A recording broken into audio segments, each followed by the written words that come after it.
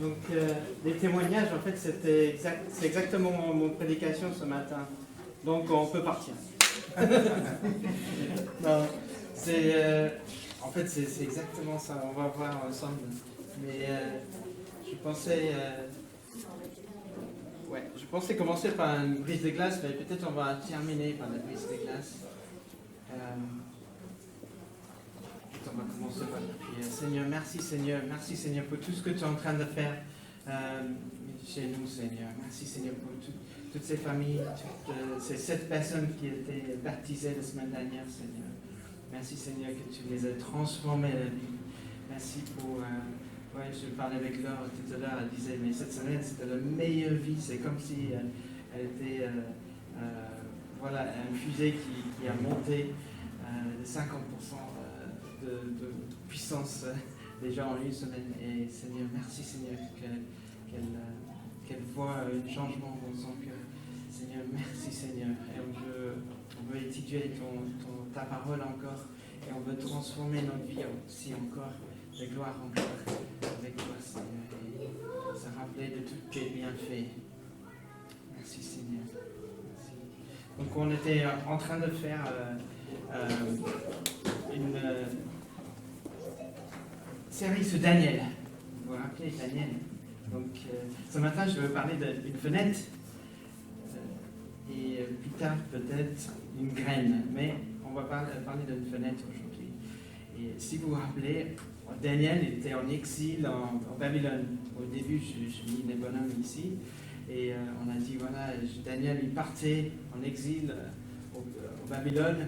Et on a parlé comment lui, il a choisi en amont, avant de partir, il a choisi de vivre sa vie avec le Dieu qu'il avait.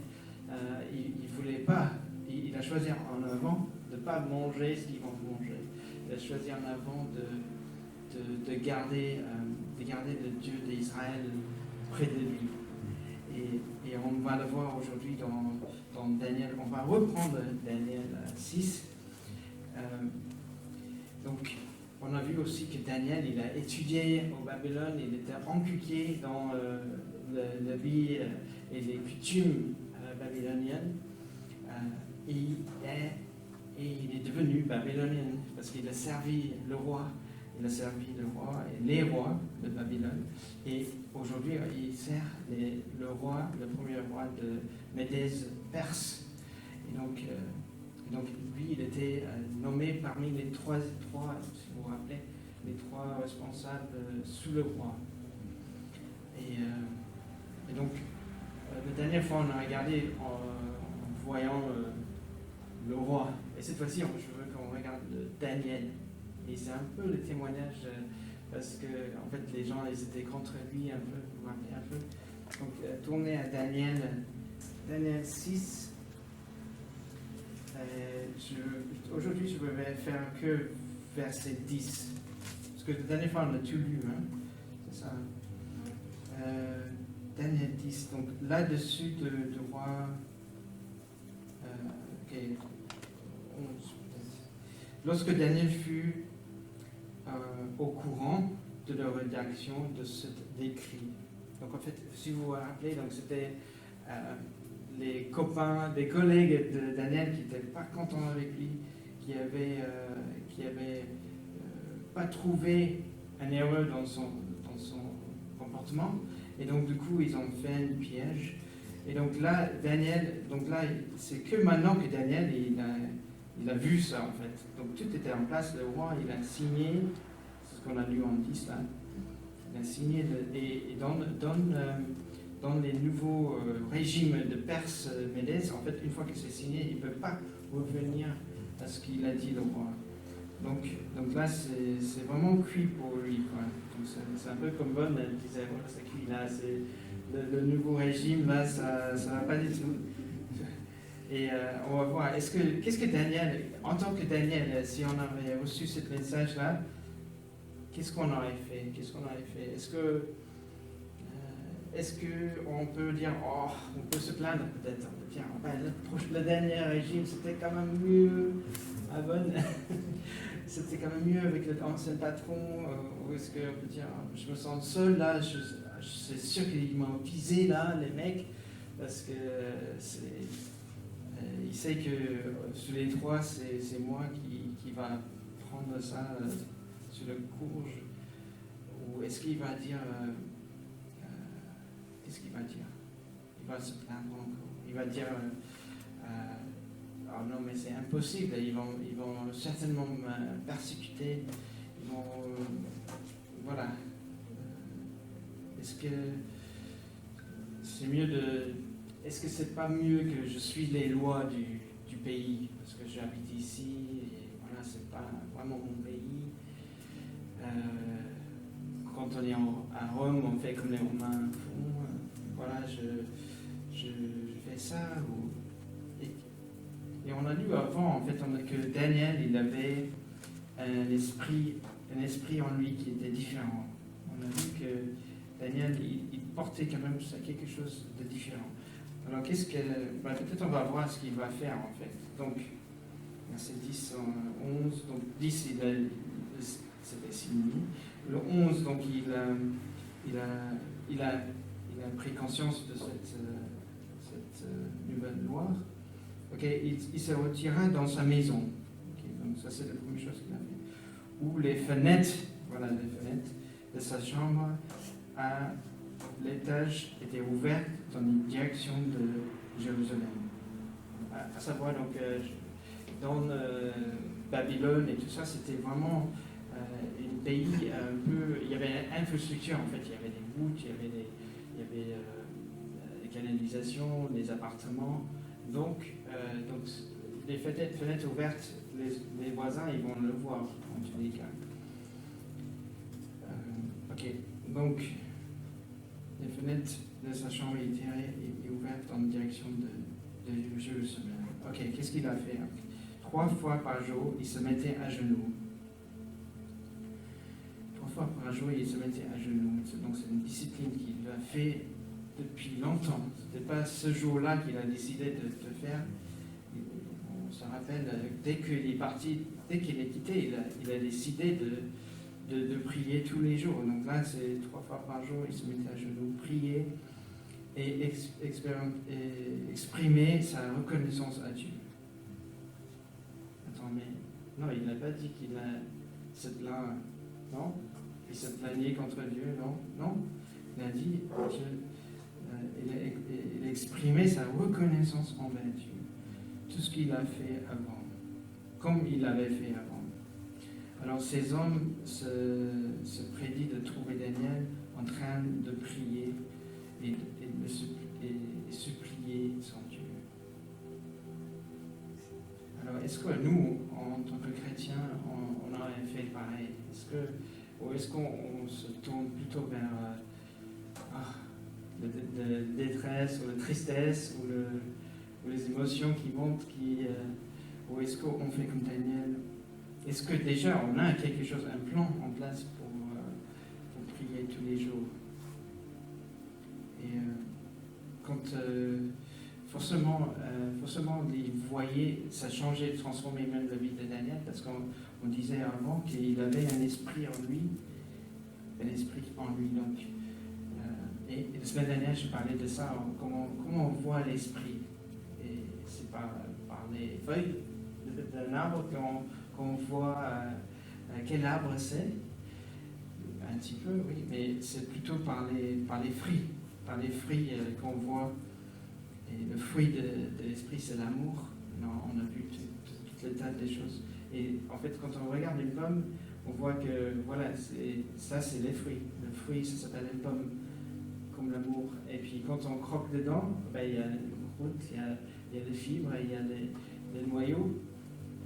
Et il y a les noyaux, et quand on mange, donc c'est marrant, mais quand je pensais à tout ça, je disais, mais attends, c'était quoi le jeûne et les prières de Daniel? On va le voir plus tard, mais le jeûne et les prières de Daniel, c'était aussi les fruits et les graines, tout ce qui était graines. Et comment aujourd'hui on trouve qu'il y a des graines qui ont beaucoup d'énergie pour nos corps.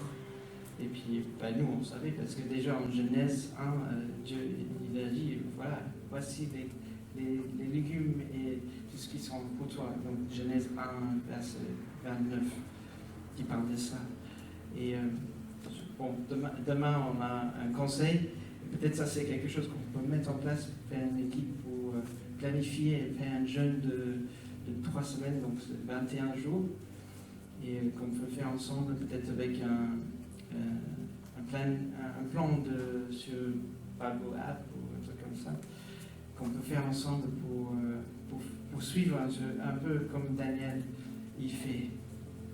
Et donc on voyait que Daniel, en le voyant, on voyait qu'il était, aujourd'hui on aurait dit chrétien. Et est-ce qu'aujourd'hui, si on vous voit, là j'étais en déplacement, je traversais, je voyais beaucoup de monde dans le train, et on voit tout de suite qu'il y a des cultures différentes déjà. On le voit, ça, et on peut vite classer les gens. Il y avait un pasteur qui est passé en Espagne et il arrivait là-bas, il y avait la femme qui s'occupait de lui pendant son séjour. Elle était habillée un peu comme une danseuse dans une boîte de nuit ou quelque chose comme ça. Et le pasteur il était vraiment gêné. Et tu connais l'histoire? Et il disait, Seigneur, comment mais ça c'est... On ne voit pas qu'elle est chrétienne, habillée comme ça, tu vois. Et puis il disait, Seigneur, comment je peux l'expliquer sans le blesser? Et il marchait en centre-ville, je ne sais plus où, en Espagne. Et juste là, quand il a demandé Seigneur, il y avait quelqu'un, musulman, qui est venu et qui est passé. Il a dit, oh, tu as vu cette dame? Pourquoi elle s'habille comme ça? Elle dit, waouh, c'est facile, elle est musulmane. Et donc c'est facile à voir. Hein. D'accord. Et quand on vous voit, on voit que vous êtes chrétienne. Et puis là, elle commence à... Là, pas du tout. Et donc, dans notre comportement, donc c'est comme il l'a dit, c'est une discipline en fait. C'est pas que le cœur, mais Dieu nous transforme sa vie. Et j'ai demandé bon, elle n'est pas là, mais j'ai demandé à une jeune parce que elle témoigne un peu de tout ce qui sur TikTok, on a des jeunes qui font des choses qui montrent qu'ils sont chrétiens en fait. Et est-ce que tu veux expliquer un peu, toi, peut-être expliquer ce qu'elle fait, Princesse, et toi aussi peut-être, ce que tu fais. Parce qu'en tant que jeune aussi, on est bombardé aussi. Et comment on peut faire, quelles sont les choses qu'on peut faire, un peu comme une dame voilée, mais qu'est-ce qu'on peut faire pour qu'on soit mieux vu, par exemple, qu'est-ce que vous faites sur les réseaux sociaux? Oui, pour partager la parole. En tout cas, Princesse, elle fait des lives sur des lives de prière et des louanges sur TikTok. Elle publie aussi des vidéos de louanges, de prière aussi, d'elle-même ou d'une église ou d'un groupe de vie de prière. Moi, je fais pareil. Bon, elle a beaucoup plus de visibilité, elle a beaucoup plus d'abonnés. Oui, moi, je pense que c'est elle-même qui parle. Ouais. Puis elle répond aux questions aussi. Et il y avait même des conversations, je crois. Ouais, enfin, il y a mais c'est dommage qu'elle n'est pas là, mais elle va expliquer plus. Après, moi, je mets juste des vidéos de louanges des autres églises ou des groupes de prière. C'est chouette. Et en fait, donc je voyais, une fenêtre, c'est quand on regarde les versets de la Bible, il y a au moins 25 versets de la Bible sur la fenêtre. Et c'est comme une portail, il disait, et c'est comme une fenêtre qui s'ouvre, donc qui donne la protection. Donc on a accès à l'extérieur. Et Daniel, il se mettait devant la fenêtre. Il avait cet accès avec Dieu et il était protégé aussi en même temps. Et aussi, je voyais aussi comment nous, notre fenêtre aussi, ça peut être autour de nous, quand les gens ils nous voient au travers d'une fenêtre. Et comment les gens nous voient et qu'est-ce qu'on peut faire ou qu'est-ce qu'on peut mettre en place pour que quand les gens ils nous voient au travers d'une bonne fenêtre qui montre la gloire de Dieu aussi. Et ouais, c'est ce que je voulais partager ce matin. C'était vraiment et puis quand on est face à des exemples comme Bonne où nos situations ont complètement changé. Et qu'est-ce qu'on fait? Est-ce qu'on fait confiance à Dieu? Est-ce qu'on remercie Dieu pour tout ce qu'il a fait jusqu'à là? Nous remercie pour le fruit qu'on porte déjà.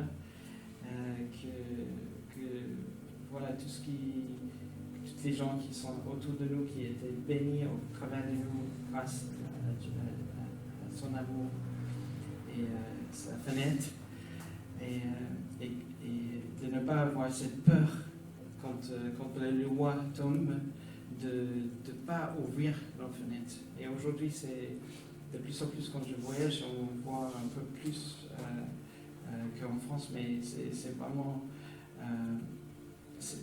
la culture du monde change et ça devient un peu plus difficile à témoigner parce qu'on sera de plus en plus mal vu aussi. Et donc c'est maintenant qu'il faut qu'on soit fort, il faut qu'on n'ait pas peur d'ouvrir nos fenêtres et garder cette fenêtre ouverte. Et aussi garder notre fenêtre ouverte aux autres qui voient qu'on est chrétien.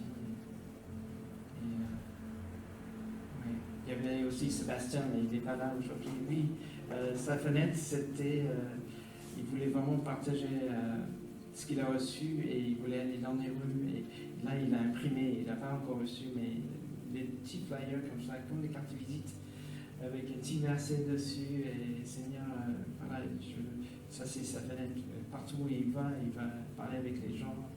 Ah, est-ce que tu connais Dieu? Et paf, il ouvre sa fenêtre pour donner une carte comme le portail de TikTok pour nos jeunes. Donc, donc je vous encourage de faire un plan de Daniel. Je pense que en faisant ensemble, on va peut-être le faire plus rigoureusement. Et après 21 jours, c'est bien parce qu'après 21 jours, on peut garder un bon rythme après. Et je voulais qu'on termine pour prier pour nos jeunes, parce que là, c'est la première rencontre ensemble. Et parce que à l'école, les fenêtres sont ouvertes et je pense que je vois avec mes enfants, ils voient qu'ils sont chrétiens. J'ai eu un témoignage à la CLC, par exemple, où ces enfants, ils sont missionnaires dans une école, quartier plutôt musulman, et il y a un enfant qui est rentré dans la classe en disant j'aime pas les gens qui sont baptisés.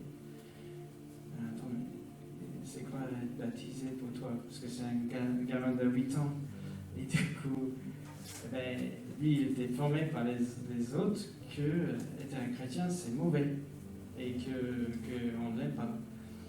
Et donc, si on vit dans cette culture où on se penserait comme ça, on aura des difficultés comme Daniel. Et donc, il faut qu'on décide en amont qu'on va faire comme Daniel, on va pas fermer nos fenêtres, on va ouvrir nos fenêtres au contraire. Et remercier Dieu au lieu de se plaindre et trouver des excuses. Ouais, Seigneur, merci Seigneur pour nos enfants. Et c'est pas simple pour eux, Seigneur, que dans cette génération qui s'éloigne de toi. Et Seigneur, qu'ils soient vraiment tes lumières, Seigneur, qu'ils soient vraiment que le fenêtre de leur cœur soit ouverte, Seigneur, en continu. Seigneur, qu'ils ne se plaignent jamais, Seigneur. Merci, Seigneur, que tu les gardes, Seigneur, tu vas les protéger, Seigneur.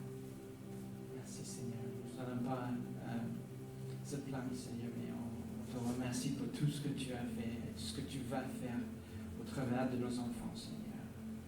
Merci, Seigneur. Aide-nous de les encourager, de les montrer comment ouvrir les fenêtres, que les autres puissent les voir, Seigneur, et les donner les outils, Seigneur, qu'on soit des bons exemples pour nos enfants aussi. Seigneur, merci, Seigneur, pour ceux qui travaillent, Seigneur, que tu vas les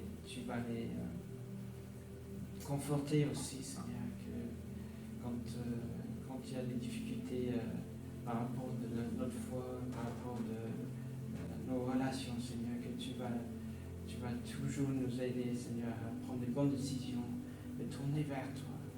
Seigneur, nous voulons Seigneur, que nos cœurs soient toujours purs. Merci, Seigneur. Merci, Seigneur.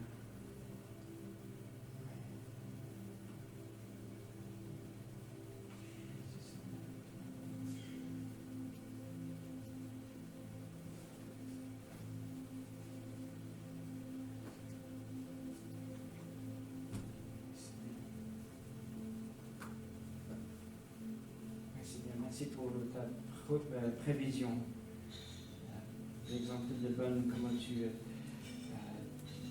même si elle n'a pas tourné, elle n'a pas eu cette aventure, Seigneur, que tu as ouvert les portes, Seigneur, pour elle. Et tu as pourvu pour elle. Et on va voir dans Daniel aussi qu'il a été prospère après cette situation-là. Il a fixé ses yeux sur toi et il a prospéré après. Et Seigneur, merci Seigneur qu'on peut te faire confiance, Seigneur. Merci Seigneur qu'on ne tombe pas quand l'ennemi vient pour nous faire tomber, mais qu'on soit fort, Seigneur, qu'on reste près de toi, Seigneur. Et de nous donner des bons outils.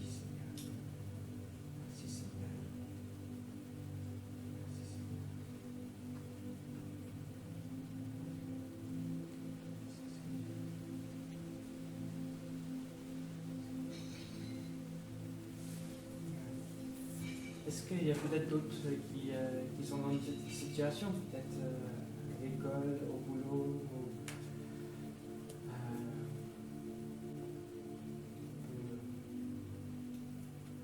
pour prier pour vous? T'as un verset, Marie? Oui, je terminerai avec ça. Ok. Ouais.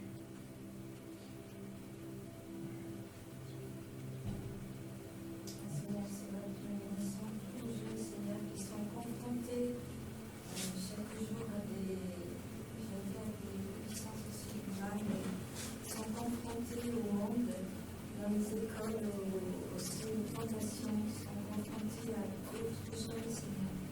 Merci de les bénir, de les enfermer en toi, Seigneur, qui dans ces difficultés puissent, à ces douleurs, puissent vraiment trouver ta force, ta grâce, Seigneur, pour être des témoins de ta vie. Merci, Seigneur. Merci pour les anges qui sont avec eux, Seigneur. Merci, Seigneur. Comment tu bénis dans ton esprit, comment ce soit pour eux, Seigneur, un désir d'être encore plus près de toi et de vraiment, Seigneur, donner leur vie, Seigneur, pour ta gloire, de ne pas chercher les biens de ce monde, à se conformer à ce monde, Seigneur, et tu vois combien c'est difficile dans les écoles, dans toute cette influence, Seigneur. Mais Seigneur, à rester garder les yeux. Merci, Seigneur, de bénir les parents, Seigneur, qu'ils soient des encouragements, des aides, Seigneur, où ils puissent trouver réconfort aussi, encouragement. Alléluia. Amen.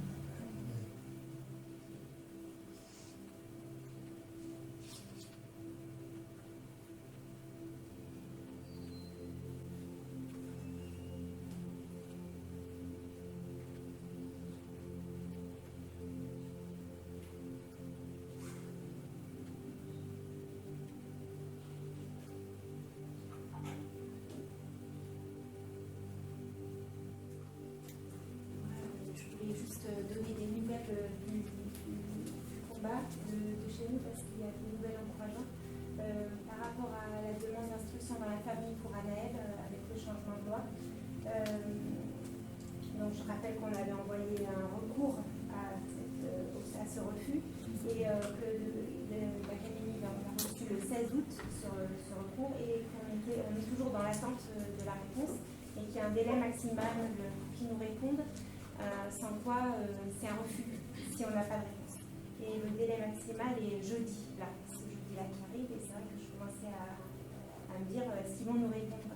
Mais j'ai eu le contact, notamment grâce à Françoise, avec quelqu'un qui se tient au courant de toutes les familles de la Loire en fait, et qui a dit qu'il y a eu un gros revirement de situation ce jeudi dernier là, parce qu'il y a plusieurs familles qui ont déjà eu un refus, eux ils ont déjà eu leur refus à leur recours. On est très nombreux à avoir eu des refus et on est aussi très nombreux à avoir envoyé un recours à l'Académie. Et donc sur ces personnes qui avaient déjà eu un refus à leur recours, il y en a beaucoup qui sont montés, je ne connaissais pas cette possibilité encore pour continuer de demander, un médiateur à l'Académie avant d'entamer une procédure au tribunal en fait, c'est la dernière procédure. Et donc, à cause du nombre de personnes qui sont montées vers ce médiateur et du risque pour l'Académie d'avoir beaucoup de tribunal, en fait, de procédures au tribunal, et on ne sait pas comment ça s'est passé, mais ils ont changé leur fusil d'épaule et il y a la moitié des gens qui avaient eu un refus à leur recours qui ont reçu un mail en disant que finalement, ils leur accordaient l'accord. Et c'est notamment des gens dont une partie de la fratrie ont déjà l'accord pour l'école à la maison et que pour les derniers, parce que cette loi est récente, ils ont un refus. Donc, pour dire quelque part qu'ils ont envoyé des refus à tous les recours, mais qu'ils sont en train de mettre l'eau dans leur vin. Et c'est sans doute pour ça que notre réponse traîne, parce qu'il y a des gens aussi dont la réponse traînait, qui se sont vus là, cette fin de semaine, avoir une réponse positive, mais c'est la même réponse que ceux qui ont eu le mail pour dire que finalement, ils avaient un accord. Donc on voit que ces gens auraient dû recevoir une réponse négative, qu'ils ont dû stopper les réponses parce qu'il y avait un changement de direction au niveau du plus haut et qu'ils ont finalement un recours. Donc on s'attend sans doute cette semaine à recevoir, j'espère, une réponse négative. Et voilà, il y a un changement de situation grâce à ceux qui sont montés au créneau. Ils mettent de l'eau dans leur vin par rapport à ça et c'est encourageant. Et aussi, elle m'a dit qu'ils ont dit qu'ils répondraient à tout le monde. Donc ça aussi, c'est encourageant parce que quand on proteste, c'est quand même frustrant de ne pas avoir de réponse. Voilà. Voilà, donc gloire à Dieu. Moi, je vais demander au Seigneur ce qu'il fallait pour cette année. Et c'est vrai que j'ai vu qu'il nous a conduits, qu'il nous a accompagnés dans cette attente. Et c'est pour ça que je gardais la paix. Et même si je reconnais que le combat est rude et que c'est un combat de ne pas se plaindre ou de rester dans la foi. C'est par rapport aussi à ça que j'en parle. Ok. Voilà. Ouais, c'est ça, ouais. Gloire à Dieu.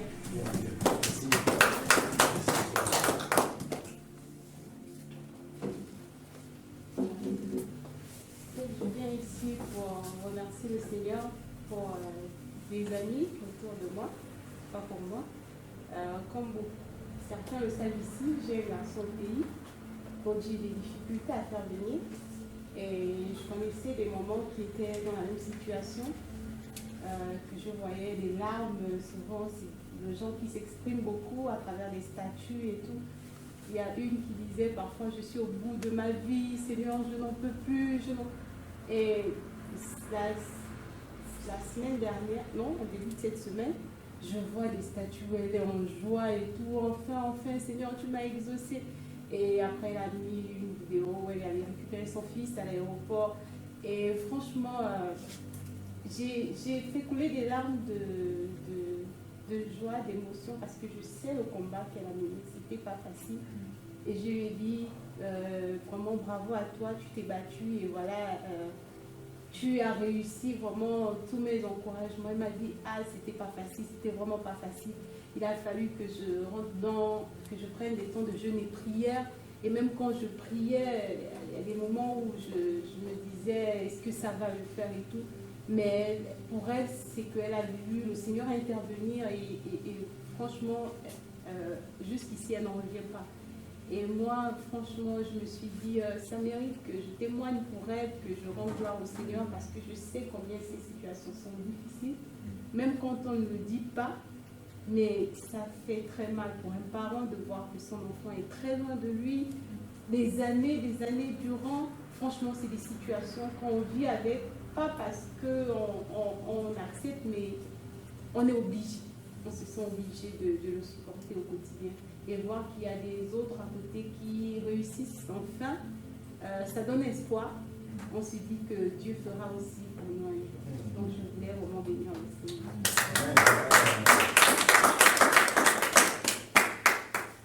Ah oui, j'étais c'est à Lyon, donc ils cherchent les gens pour embaucher, pour même mi-temps, si vous cherchez à ouvrir vos fenêtres à centre-ville de Lyon. Donc c'est pour travailler dans le magasin en fait, et puis partager avec les gens, trouver des livres qu'il faut, prier avec eux même. C'est un magasin ouvert à tous, donc ouais, c'est payant, hein, je veux dire, c'est un petit salaire aussi. Oui, c'est un contrat Oui, de c'est travail. un contrat, oui. Attention. Si vous connaissez quelqu'un, même un étudiant qui a le temps libre dans la journée, c'est possible. Ouais. Tu me demandes, je mets en contact si tu connais quelqu'un. Je voulais qu'on termine avec le chant qui dit « Il règne à jamais ». On avait dans la liste, ça vient compléter la parole qu'on a eue ce matin, c'est que les combats sont là. Il ne faut pas croire que quand on devient chrétien, on n'a plus de combat. Cet évangile n'existe pas du tout. Jésus lui-même a eu des combats, mais la bonne nouvelle, c'est qu'il a vaincu. Et donc nous, on combat dans la victoire. En fait, on sait déjà on connaît le résultat du combat, mais il faut qu'on le fasse. C'est comme si on va jouer un match de football, on vous annonce, écoutez, vous allez jouer ce soir, le score c'est 3-1, vous serez le vainqueur. Les vainqueurs, mais il faut aller sur le terrain. Il faut aller sur le terrain, il faut mettre ses bottines, et puis parfois on va sortir avec des blessures, ça va, ça fait partie. Mais vous savez que vous allez jouer, vous allez gagner. Vous avez déjà le résultat. Et c'est à ce à quoi le Seigneur nous appelle. Et parfois, en tant que chrétien, on a peur d'aller sur le terrain. On dit, ouais, mais on sait qu'on a déjà notre victoire, 3-1, mais voilà, ça ne se matérialisera pas publiquement si on ne va pas jouer. Voilà. On va jouer, on va avoir des écorchures, peut-être des entorses, mais ça ne nous tue pas. Mais on a la victoire. Amen. Ouais. Donc les combats sont là, mais Christ est là aussi. Et la victoire de Christ, de Christ est toujours là pour nous. La question peut être ouverte, ton Paul a parlé tout à l'heure. Moi, j'aimerais simplement lire avec nous, là, Romains chapitre 10, verset 14. Il dit, comment donc invoqueront-ils celui en qui ils n'ont pas cru? Et comment croiront-ils en celui dont ils n'ont pas entendu parler? Et comment entendront-ils parler s'il n'y a personne qui prêche? Et comment y aura-t-il des prédicateurs s'ils ne sont pas envoyés?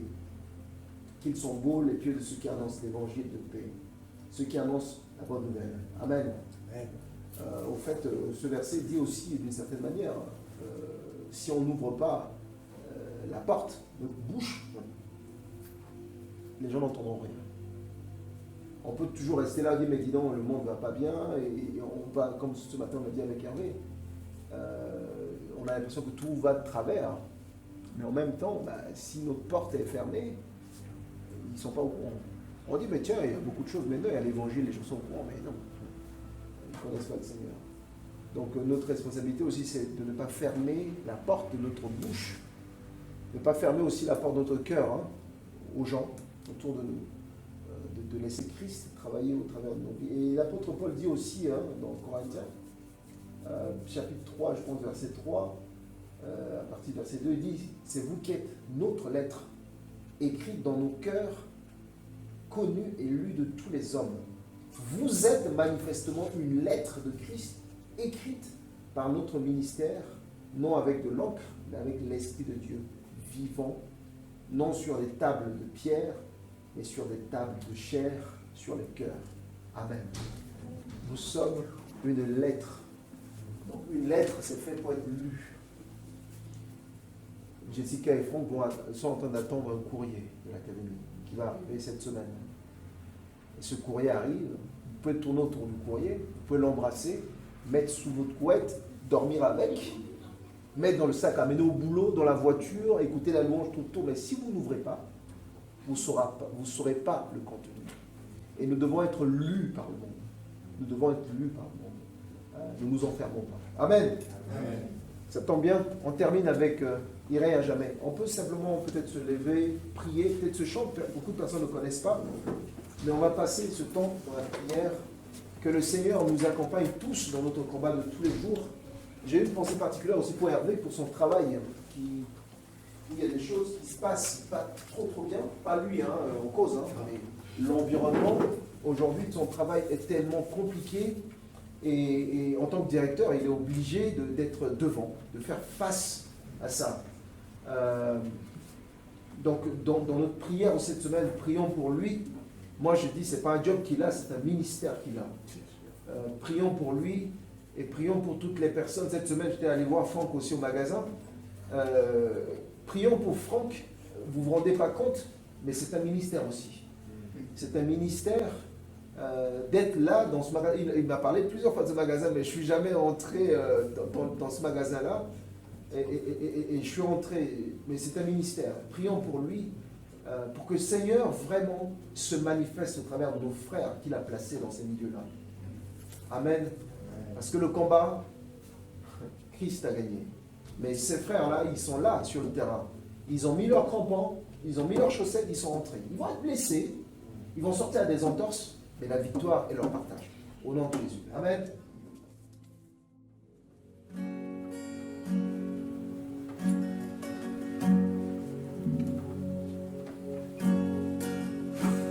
Toute puissance est entre tes mains.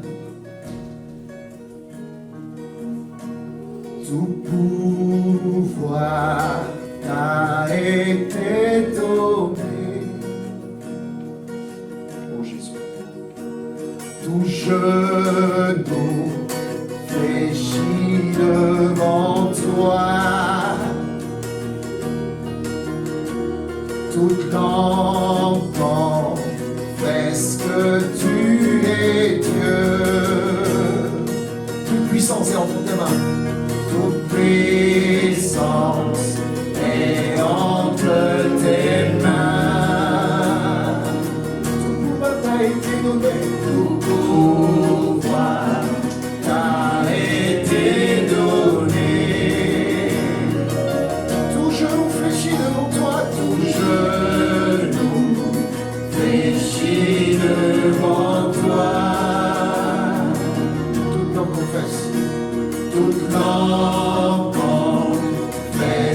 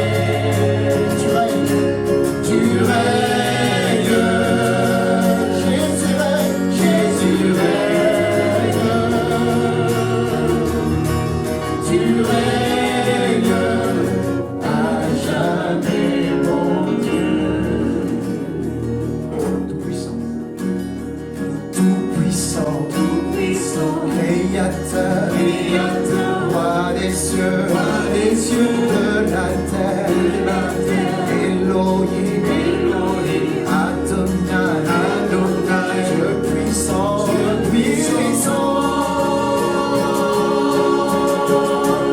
il règne, Jésus règne, tu règnes à jamais. Tu règnes, Jésus règne, tu règnes à jamais, mon Dieu. Seigneur, nous voulons prier ce matin pour te dire merci parce que tu règnes. Nous démarrons, Seigneur, cette semaine et nous voulons vraiment te confier en tes saintes mains. Nous voulons, Seigneur, que cette semaine soit, Seigneur, sous ton règne. Seigneur, il y a des rendez-vous importants cette semaine pour des uns et des autres. Il y a des combats, Seigneur, encore cette semaine pour des uns et des autres. Mais Seigneur, je veux prier, Père, pour que nous ne puissions pas oublier que tout pouvoir t'a été donné. Que Seigneur, tout genou fléchit devant toi. Que toute langue confesse que tu es Seigneur. Que toute situation, Seigneur, fléchisse tes genoux, Seigneur, devant toi. Nous prions, Seigneur, pour que cette semaine soit une semaine remplie encore et encore de ta présence dans nos vies. Lorsque nous sommes au travail, quand Hervé sera, Seigneur, dans ce lieu de travail, quand Hervé, Seigneur, aura son rendez-vous de cette semaine, quand Franck sera, Seigneur, dans son magasin cette semaine, mais au-delà, Seigneur, de ces deux frères, Seigneur, que tu nous accompagnes tous, que ton esprit soit notre partage, que tu nous conduises, Seigneur, que nous n'avons pas à rougir, que nous n'avons pas, Seigneur, à avoir peur, mais que nous puissions savoir que, Seigneur, tu es pour nous, que ta victoire est notre partage. Nous te bénissons, Seigneur. Nous te remercions pour tout ce que tu fais avec chacun de nous. Et nous te bénissons, Seigneur, parce que nous aurons encore des témoignages cette semaine de tout ce que, Seigneur, tu vas faire dans nos vies, dans la vie de nos familles, dans la vie de nos proches, dans nos lieux de travail. Au nom de Jésus. Amen. Amen.